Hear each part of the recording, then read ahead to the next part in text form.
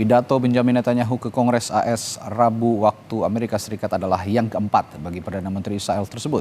Kali ini pidato dibayangi konflik di Gaza, pemilu Presiden AS yang penuh kejutan dan juga absennya sejumlah anggota Kongres kunci saat pidato.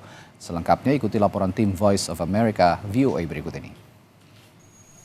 Pidato Perdana Menteri Israel Benjamin Netanyahu ke hadapan sesi gabungan Kongres Amerika Serikat kembali menuai pro dan kontra. This is a prime minister who has demonstrated an ongoing lack of gratitude for the assistance provided by the United States during this critical time, and he has repeatedly disregarded the advice and requests of the president and the administration regarding the conduct of the war, even after the president has proved himself to be such a consistent and strong friend of Israel's. Pro dan kontra juga terjadi di antara anggota Kongres sendiri.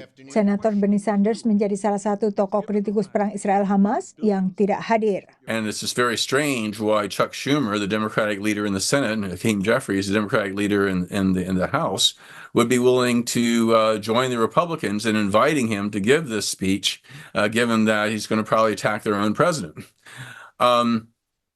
But it has gotten quite a bit of backlash. A good number of members of Congress, mostly Democrats, are planning to boycott the event.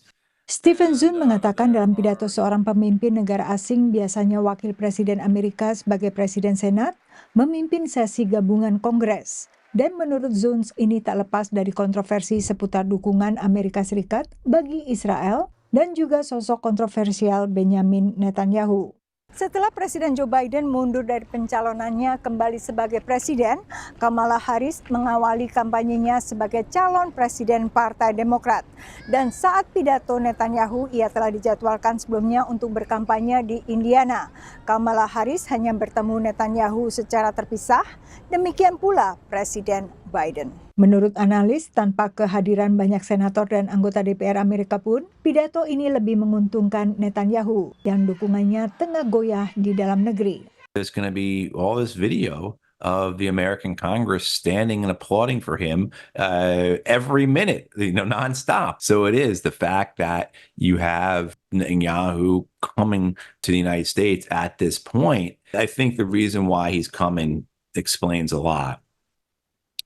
He is coming, in my opinion, and many others as well, to demonstrate that he is in control. Pada saat yang sama, analis lain mencermati di tahun pemilu dengan polarisasi politik yang tajam, undangan bagi Netanyahu oleh Kongres kontras dengan pergeseran opini publik Amerika. There's a clear separation between what the politicians are saying, what the party elites are saying, and what public opinion polls tell us, which is that, a large majority of Americans, whether Democrat, Republican, or Independent, want a ceasefire, want an end to the fighting.